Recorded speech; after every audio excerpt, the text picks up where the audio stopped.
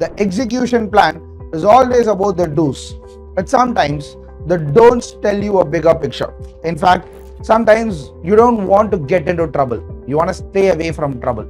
When it comes to your preparation, you feel like telling yourself, now every time something bad happens, you might want to move on. It's easier said than done. If you're not going to learn anything, there is zero learning and you're just focusing on scores, how does it reflect? There is no connection here. Hello folks.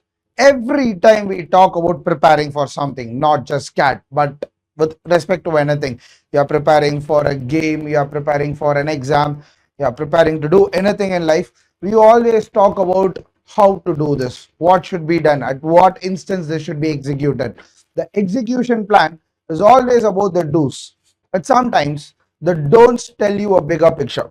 In fact, focusing on what needs to be done, sometimes we don't understand what shouldn't be done, and it somewhere or the other it slightly slips into the plan and then it ruins the entire structure that you have. So we might probably want to know the don'ts of CAT. So we are going to talk about the 5 big mistakes that's holding you back from not just 99% percentile, but for any good score that you are looking for. Every time you prepare for something, you need to figure out things that you should never be doing in general and also in specific. There are a few things that you might not be doing, or you shouldn't be doing rather. So we're going to talk about a bunch of ideas, very specifically top 5 in my head. This is what comes out. So to begin with, I'm going to talk about dwelling in your comfort zone. What do I mean by dwelling in your comfort zone? So sometimes you're super comfortable in the state that you are being now. How do I put this? Sometimes you don't want to get into trouble. You want to stay away from trouble. When it comes to your preparation, you feel like telling yourself, I am comfortable with this. You don't want to go out of your comfort zone and then do something else. Per se, we keep telling you focus on arithmetic. But sometimes people do ask me, can I simply do arithmetic alone and nothing else and stay there? I'm the king of arithmetic. I'm not going to do anything else. As much as for a beginning, yes, that's a great idea. You probably want to step out of your comfort zone a little, fleet around the borders. You have a border, you don't have to go out of the center completely, fleet around it, touch other bases and see how it works. That's exactly what I say. The comfort loop keeps giving you over and again the same feeling. You solve the same similar type of questions, you have gotten a command over questions of that type. Great. So that's a nice spot to be in. But you keep doing this over and over and again, you tend to forget that there are other places that you might probably want to go in. So never get stuck in the comfort loop. So to fix it, start the session by doing something from the previous topics that you felt like that were not in your comfort zone, a little by little. Per se, if you are not comfortable with algebra, maybe you should add a layer slightly. Let's add in quadratic equations. Then let's add in inequalities. One topic at a time, not one entire model. One concept at a time. Keep adding it while you revise your strong suits. That's super important. Never get stuck here. There is no growth when you stay in your comfort zone. In life, in CAT, anywhere for a matter of fact. Right. Then stepping forward, mental games. Now we keep talking a lot about mental peace. This era, I think mental peace is super important. So one mock or one bad test, one sectional, when you do that and it doesn't come your way that you are expecting it, you tend to feel bad and that demoralizes you. Now what I tell people is, it's okay. Now every time something bad happens, you might want to move on. It's easier said than done. But here you cannot simply dwell there. As much as dwelling in your comfort zone is bad, dwelling in a bad mood every time is bad as well. You from one section to another, from VARC to DLR or DLR to quant. If you are going to carry the baggage from section to section or from mock to mock or from your prep to prep, revision to revision, wherever it is happening, if you start carrying that mental block, it's not good. You might want to unwind yourself from there. Maybe probably step aside, take a couple of hours or a few minutes break, breathe in, breathe out, get some fresh air, and then go back and see how that's happening. Because the mental blocks basically gives you a trigger and you start to doubt yourself. That self-doubt keeps coming And the reframe, take every wrong answer as data. Exactly, you learn from your mistakes. That's where we started. The don'ts tell you a bigger picture, the errors tell you a better picture, right? You want to rephrase something, you want to rewind something, or you want to dump out something, or you want to learn something better. Everything comes from that error.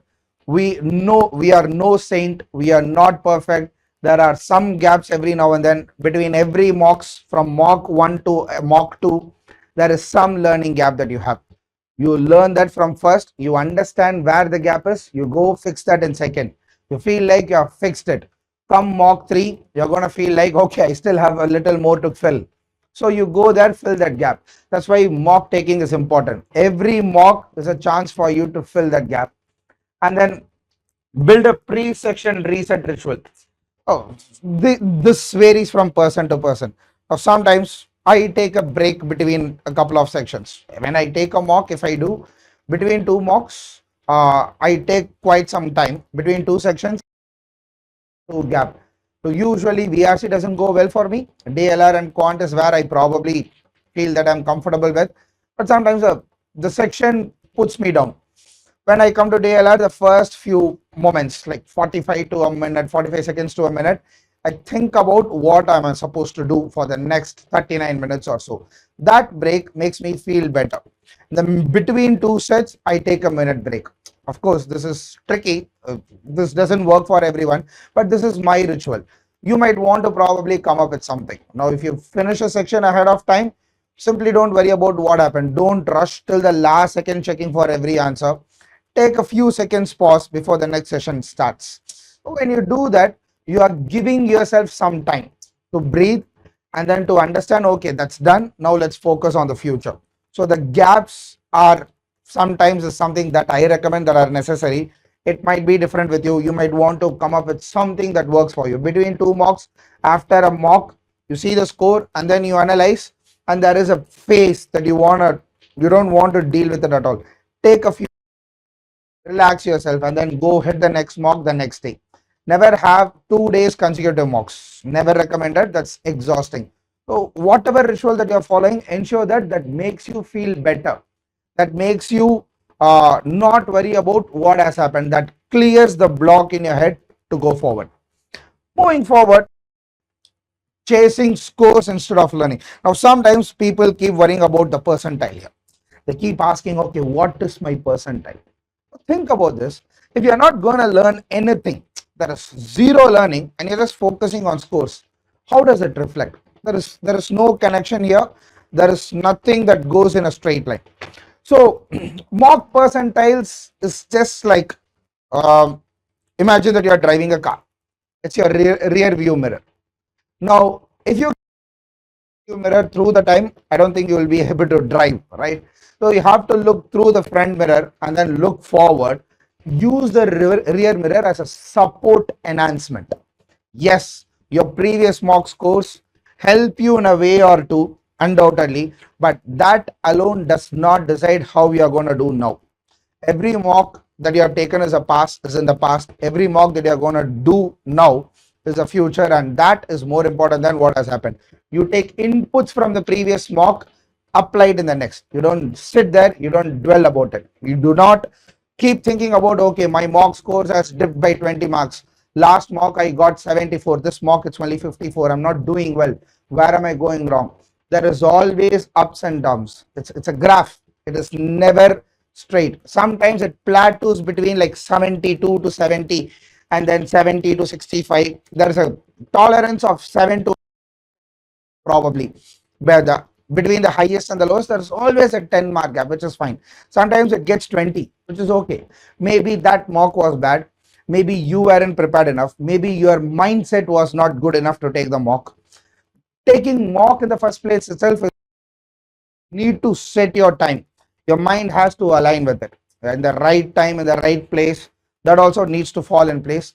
So maybe that one off mock was because of some other metric. Go analyze it and see where that gap is, and then tell yourself, okay, I'm going to do better, and move forward. Don't sit there and worry about that one mock score, right? So what's my percentile is a question that you don't ask. What needs to be done? which type of questions cost me those marks, or what did I do bad so that my marks has gone down? What did I do better in the previous mock that I didn't do now? What was a strategy that I followed there that I did not follow here? So try to bridge that gap. Whatever is happening between a good mock and a bad mock, two consecutive mocks, try to judge, try to see what that gap is. If your last mock was bad and this mock was good, you still do that analysis. You might want to think about what I didn't do there that I did here that has made me do better. Was that the time? Was that the mental state? Was I prepared better? Was it the paper, or was the questions easy? Every single detail matters. So ask those questions and get better, and then drill around it. The more you keep drilling over and over and again. Now remember, from August, the only way that you build, you enhance yourself is through mocks. Focus on that part and get better.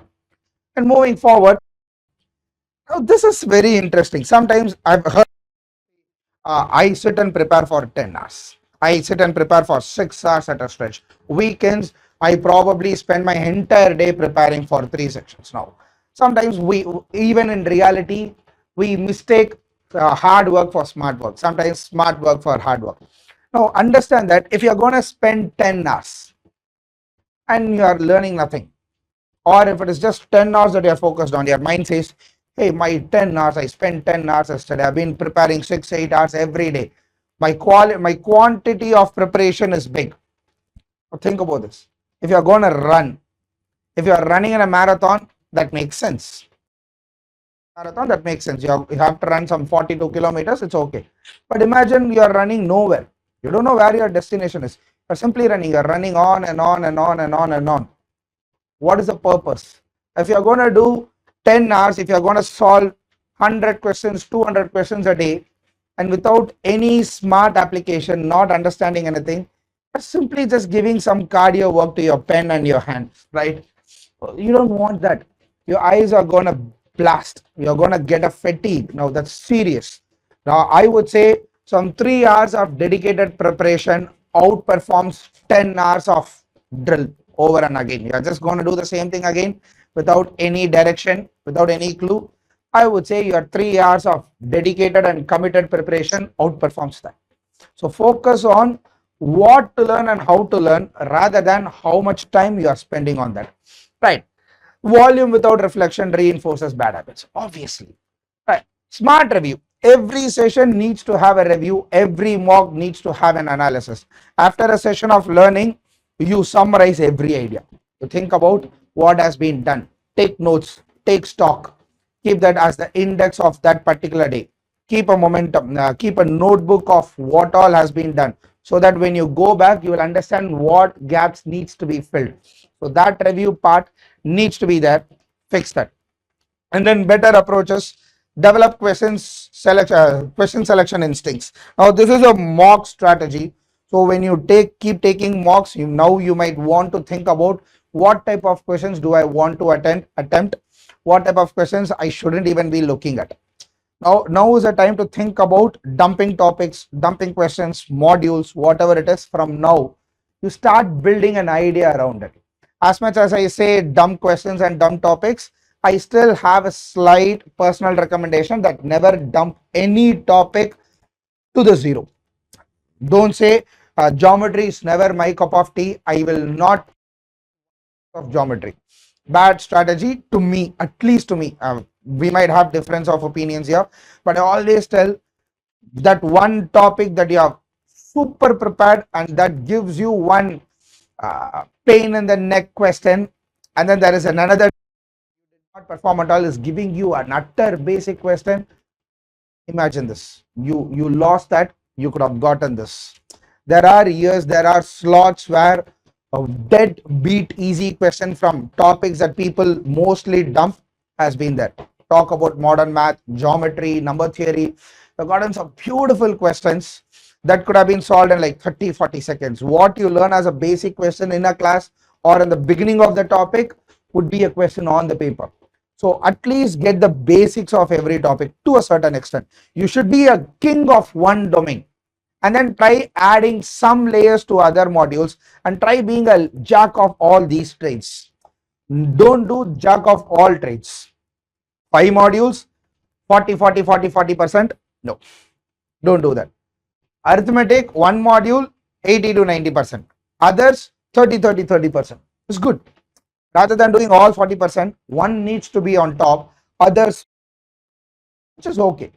So I would always say your question selection will tell you what type of questions you can look for. Repetitively, if you see a type of question in PYQs or in your mocks, that is a sign to tell you that, hey, maybe these type of questions are easy. I'll give this a go.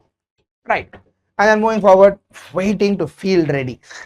Sometimes someone who started their mocks last week or 2 weeks back, you would have postponed your mocks to tell yourself, okay, I am not ready to give a mock. I haven't completed the syllabus. I have not completed this. How can I give a mock? Now, 2 weeks, if you have started your preparation last week, you cannot afford to have that liberty to say, I will finish my syllabus and then go give a mock. Waiting to feel ready about your mocks is typically like you feel excited on a Monday morning. Exactly. Now, be prepared. Tell yourself, it doesn't matter how much I have prepared. I'm going to go hit my first mock. If I get a bad score, I'm going to blame it on the mock and tell, okay, I was not ready. This is fine. You don't tell, okay, I was not good enough. The attitude towards that bad incident needs to change. You need to tell yourself, okay, I was not prepared and I got a bad score. I'm going to go here. Gap needs to be filled and do better about it, rather than telling yourself, no, I was not prepared. Maybe this is not my cup of tea. Maybe choosing cat was a bad idea. No one gets everything in the bag on day one. It will take you some time. It will take you 3 to 4 marks to get there, which is fine. 7 to 8 marks, still fine. Do the remaining 18 to 20 marks at a better pace, at a better comfort, at a better confidence. That is sufficient. Until you get ready, your mock scores don't matter. How many marks does it take? It's your decision. It can be 10 marks for you. So never tell yourself, okay, I am not ready for something. Start before you're ready. Yes, obviously. Get comfortable with discomfort. Get comfortable with discomfort. Very weird statement, right? Sometimes a bunch of ideas that you look at will put you off. You want to step aside and then say, this is not happening. Now that discomfort needs to be there. In fact, I tell people, if you are feeling discomfortable about a bunch of things, maybe that is a sign to tell you that you are on the right track, right? But think about that. Your mocks, your preparation, your learning, whatever happens from now needs to go in a loop. There's nothing called learn everything, practice everything, and take mocks and revision. No, you cannot afford to do that. You cannot say, I'll learn some 40% of the topics only, and then I'll learn only that, I'll revise only that, I'll attempt only those questions. For starters, yes, 1 module, only that module preparation, revision, whatever it is, executing only that in the mocks works for the first few mocks. After that, you should definitely be thinking about adding at least 1 more module to it and covering the basics of other topics. If you can get all of these in the bag, I can definitely tell you, or rather take it out of the bag, I can definitely tell you there is no reason why you should falter at CAT. You should build a nice healthy habit.